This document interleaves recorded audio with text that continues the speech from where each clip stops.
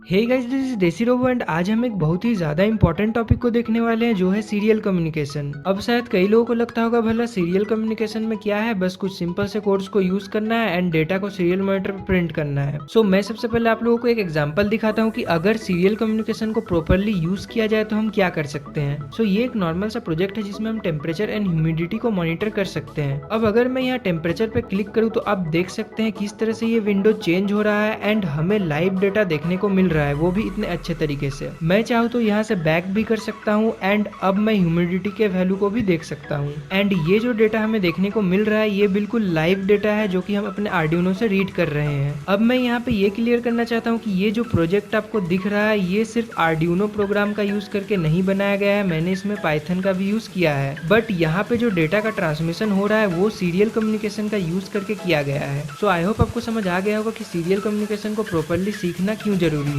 तो और ज्यादा टाइम वेस्ट ना करते हुए चलिए वीडियो को शुरू करते हैं।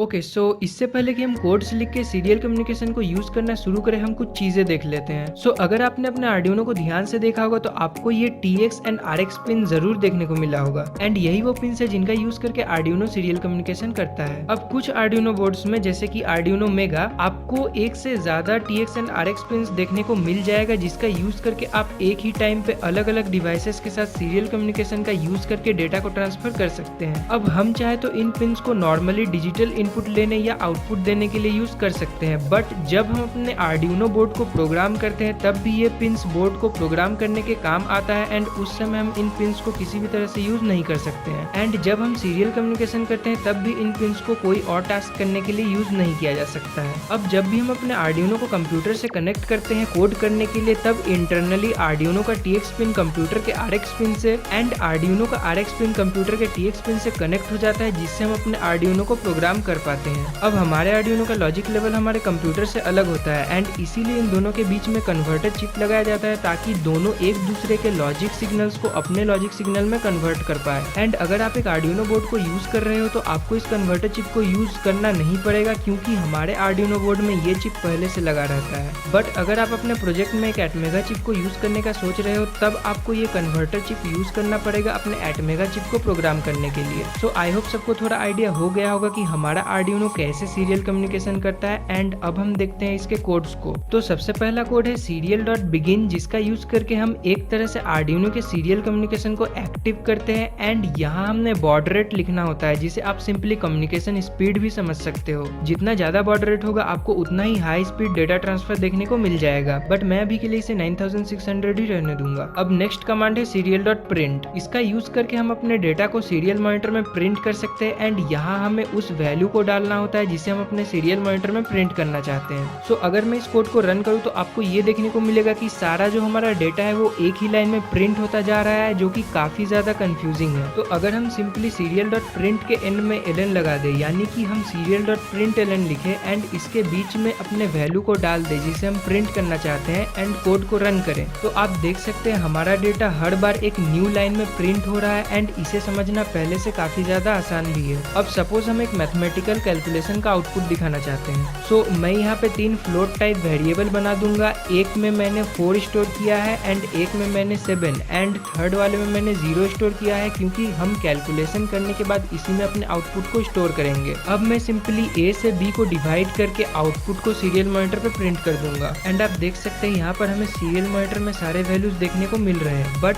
यहाँ पर हमें पॉइंट के बाद 2 ही वैल्यूज देखने को मिल रहे हैं। तो क्या हम 2 से ज्यादा वैल्यूज को भी प्रिंट कर सकते हैं? तो इसके लिए हमें सिंपली serial.println में अपने वेरिएबल को डालने के बाद कॉमा देना है एंड अब हमें यहाँ पर वो वैल्यू डालना होगा जितने वैल्यूज को हम पॉइंट के बाद सीरियल मॉनिटर पे देखना चाहते हैं। सो मैं सिंपली 4 डाल दूंगा एंड कोड को रन कर दूंगा एंड अब हमें सीरियल मॉनिटर पे पॉइंट के बाद 4 वैल्यूज देखने को मिल रहा है। सो ये थे कुछ बेसिक से कोड्स जिनका यूज करके हम सीरियल मॉनिटर पे डेटा को प्रिंट कर सकते हैं एंड अब हम देखते हैं कि सीरियल मॉनिटर से डेटा को रीड कैसे करें। तो मैं सबसे पहले वो कोड्स बताऊंगा जिनका यूज करके आप बिल्कुल आसानी से सीरियल मॉनिटर से डेटा डेटा को रीड करके यूज कर सकते हैं। सो पहला कोड है serial.parseInt एंड इस कोड को यूज करके आप सीरियल मॉनिटर से इंटीजर वैल्यू को रीड कर सकते हो। तो इसके लिए मैं सबसे पहले एक इंटीजर टाइप का वेरिएबल क्रिएट कर लूंगा एंड अब void लूप के अंदर मैं लिखूंगा while एंड इसके अंदर मैं एक और कमांड का यूज करूंगा serial.available is equal to 0 और मैं इसे खाली ही छोड़ दूंगा। सो ये जो serial.available कमांड है ये नंबर ऑफ बाइट्स रिटर्न करता है जिसे आप नंबर ऑफ कैरेक्टर्स भी कह सकते हैं जो सीरियल मॉनिटर पे रीड करने के लिए अवेलेबल हो। यानी कि अगर आप सीरियल मॉनिटर पे 1 2 3 लिखते हो एंड सेंड करते हो तो ये कमांड आपको 3 रिटर्न करेगा, तीनों कैरेक्टर्स 1 2 3 के लिए एक एक बाइट। बट प्रैक्टिकली ये एज इट इज थ्योरी के जैसे काम नहीं करता है क्योंकि इसके पीछे भी छोटा सा कंसेप्ट है जिसे मैं किसी और वीडियो में डिस्कस करूंगा। लेकिन हम इस कमांड को ये पता करने के लिए यूज कर सकते हैं कि सीरियल मॉनिटर पे डेटा रिसीव हुआ है कि नहीं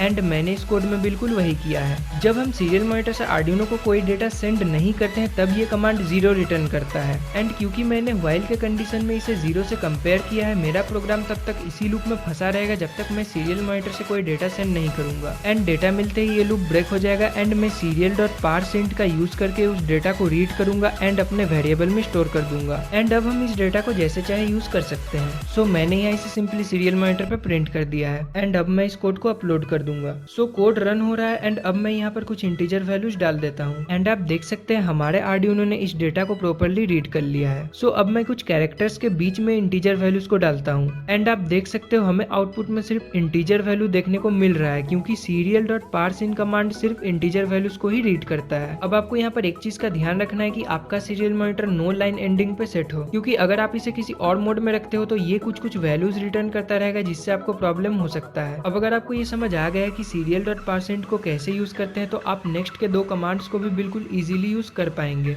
सो नेक्स्ट के जो 2 कमांड्स है वो है serial.parsefloat and serial.readstring and I hope आपको इनके नाम से ही पता चल गया होगा कि ये क्या करते हैं। सो इन्हें यूज करने के लिए कोड में बाकी सब सेम ही रहेगा, बस आपको फ्लोट वाले के लिए फ्लोट टाइप एंड स्ट्रिंग वाले के लिए स्ट्रिंग टाइप वेरिएबल बनाना होगा एंड मैंने अपने कोड में व्हाइल का यूज करके डेटा के आने का वेट किया है बट आप अपने प्रोजेक्ट के अकॉर्डिंग इसे चेंज कर सकते हैं। आप चाहे तो इफ कंडीशन या किसी और तरीके का भी यूज कर सकते हैं। सो हमारा जो लास्ट कमांड है जिसे हम इस वीडियो में देखने वाले हैं वो है serial.read। सो ये कमांड सीरियल मॉनिटर में अवेलेबल सारे डेटा को रीड कर सकता है चाहे वो इंटीजर हो या कैरेक्टर, बट इसके साथ एक इशू है, ये पूरे डेटा को एक बार में रीड नहीं करता है बल्कि एक एक बाइट करके रीड करता है और आप कह सकते हैं कि एक एक कैरेक्टर करके रीड करता है। सो अगर आप डेटा का स्ट्रिंग बनाना चाहते हो तो आपको यहाँ थोड़ा ज्यादा मेहनत करना पड़ेगा, बट अगर आप इस कमांड का यूज करके डेटा को रीड करते हो तो आपको काफी ज्यादा स्पीड देखने को मिलेगा as compare to parseInt, parsefloat और readstring। सो इस कमांड को यूज करने के लिए हम 2 तरह के वेरिएबल्स को यूज कर सकते हैं, integer type and character type.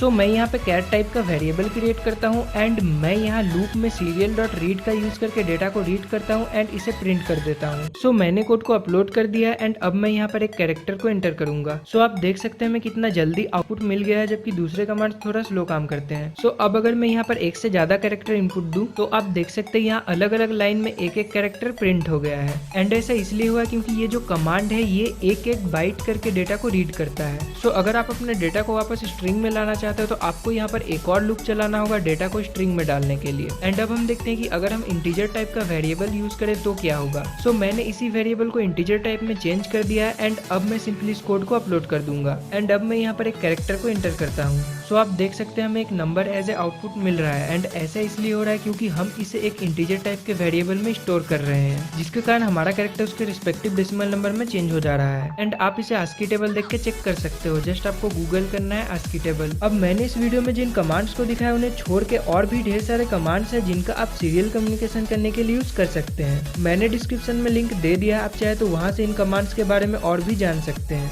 सो बस आज के इस वीडियो के लिए इतना ही। अगर आपको ये वीडियो अच्छा लगा तो इसे लाइक करो एंड चैनल कर दो सब्सक्राइब क्योंकि मैं इस चैनल में कुछ ऐसे ही वीडियोस लाता रहता हूँ।